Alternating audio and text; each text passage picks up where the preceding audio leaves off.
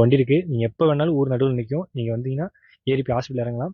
So Rajeswari அக்கா மாதிரி இன்றைக்குமே எந்த அக்காவும் கஷ்டப்பட வேணாம் அப்படிங்கிறது தான் இன்றைக்கி என்னோட 5வது ஆம்புலன்ஸ் வந்து கொடுத்துருக்கேன். ரொம்ப வாணியம்பாடியில் இருக்க நெக்னாமலை அப்படின்ற ஒரு கிராமத்தில் கர்ப்பிணி பெண்ணை டோலி கட்டி தான் வந்துட்டு தூக்கிட்டு போயிருக்காங்க. நிறைய பேருக்கு டோலினா தெரியாது. அதாவது ஒரு குச்சியில் முன்னாடி ஒருத்தரும் பின்னாடி ஒருத்தரும் பிடிச்சிக்கிட்டு குழந்தைய தூண்டில் ஆட்டுவாங்கள்ல, அந்த மாதிரி ஒரு கர்ப்பிணி பெண்ணை தூக்கிட்டு போயிருக்காங்களாம்.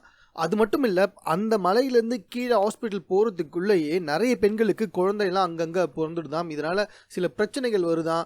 சில சமயத்தில் வந்துட்டு அது ரொம்ப ரிஸ்க்காகவும் போயிடுதாம். இதை கேள்விப்பட்ட கேபிஒய் பாலா அவர்கள் வந்துட்டு என்ன செஞ்சுருக்காருனா, தன்னுடைய 5வது ஆம்புலன்ஸை நெக்னாமலை கிராம மக்களுக்கு இலவசமாக கொடுத்துருக்காரு.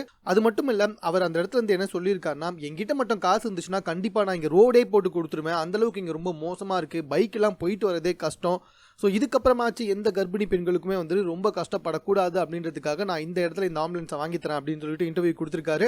அது மட்டும் இல்லை, அதே இன்டர்வியூவில் எனக்கு எந்த பதவியும் தேவையில்லை, எனக்கு எந்த கட்சியும் தேவையில்லை அப்படின்ற ஸ்டேட்மெண்ட்டையும் வந்துட்டு முன்னெடுத்து வச்சிருக்காரு. இவருடைய நடவடிக்கைகள் சமீபத்தில் வந்துட்டு ஒரு கிராம மக்களுக்கு குடிநீர் சுத்திகரிப்பு கருவியை பொருத்தினது, பல இடத்துல வந்துட்டு ஆம்புலன்ஸ் வாங்கி கொடுத்தது, பல இடத்துல வந்துட்டு இலவச ஆட்டோக்கு தயார் செய்தது, இப்படி பல விஷயங்களை செஞ்சு வந்துகிட்டு இருக்காரு.